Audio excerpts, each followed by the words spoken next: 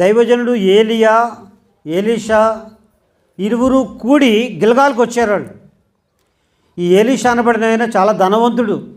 12 అరకళ్ళు ఉన్నాయి, నాగళ్ళు. పొలం దున్నుతూ ఉన్నాడు. 12వ నాగలాయన పట్టుకున్నాడు.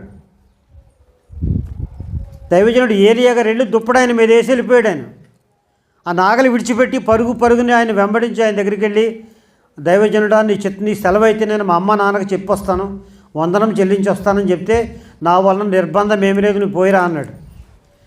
అప్పుడు ఎలీషా దైవజనుడు ఇంటికి వచ్చి వాళ్ళ పాలివారు, పనివారు, బంధువులు, మిత్రులు అందరిని పిలిచి గొప్ప విందు చేసి, నేను సేవకి వెళ్ళిపోతున్నానికి ఈ పనులు ఇక్కడ ఉండను, నేను మా అమ్మ నాన్నల దగ్గర ఉండను నేనని చెప్పి వాళ్ళందరికీ వీడ్కోలు చెప్పి అందరికీ వందనం చెప్పి సేవకి వెళ్ళిపోయినాడు.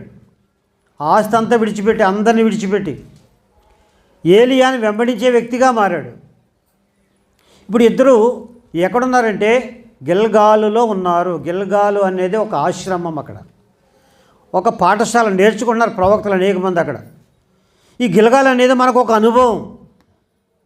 గిల్గాలు అనేది అనుభవం. ఈ గిల్గాల్ అనే మాట ఎక్కడుందంటే యెహోషువ గ్రంథం 5వ అధ్యాయం 9వ వచనంలో ఉంది. యెహోషువ 5:9.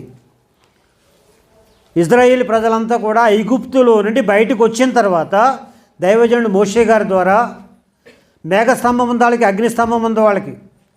సముద్రం అడ్డొస్తే సముద్రం పాయలుగా మార్చబడింది. తర్వాత సముద్రం దాటి అవతలకి వెళ్ళిపోయినారు. శత్రువులు కూడా వీళ్ళని తిరుముతూ వస్తుంటే శత్రువులు సముద్రం మునిగిపోయినారు. అక్కడ మాకు ఆహారం కావాలి ప్రభు అంటే మన్నా కురిపించినాడు. మాకు నీళ్లు కావాలంటే బండను కొడితే బండలోంచి నీళ్ళు వచ్చినాయి.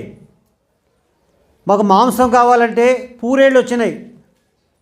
కౌజు పెట్లు అంటారు కదా, అట్లాంటివి అనమాట. వాటిని కాల్చుకుని చక్కగా తింటూ వచ్చారు. ఏ కొరత లేదు వాళ్ళకి. వాళ్ళు ఈ ప్రయాణం అంతగా 40 సంవత్సరాలు తిరిగి యోర్దాను దాటి అవతలకి వెళ్ళారు. యోర్దాను దాటి అవతలకి వెళ్తే అది కానానులో ప్రవేశించారు. అప్పుడు దేవుడు అన్నాడు యెహోషువతో, యెహోషువ, వీళ్ళు అరణ్యంలో పుట్టి పెరిగారు. ఐగుప్తులోంచి బయటకు వచ్చిన వాళ్ళు అందరూ చచ్చిపోయారు పెద్దోళ్ళు. వీళ్ళంతా అరణ్యంలో పుట్టి పెరిగారు. వీళ్ళకి సున్నతి చేయబడలేదు కాబట్టి అదిగో కొండ దగ్గరికి వెళ్ళి రాతి కత్తుల ద్వారా సున్నతి చేయమని చెప్పినాడు. గోప్యాంగ చర్మం కత్తిరించమన్నాడు. అందుకు ఆ ప్రదేశానికి గిల్గాలు అని పేరు పెట్టారు. సున్నతి గిరి అని కూడా చెప్పారు అక్కడ. గిల్గాల్ అంటే ఐగుప్తు యొక్క అవమానము దొర్లించబడింది.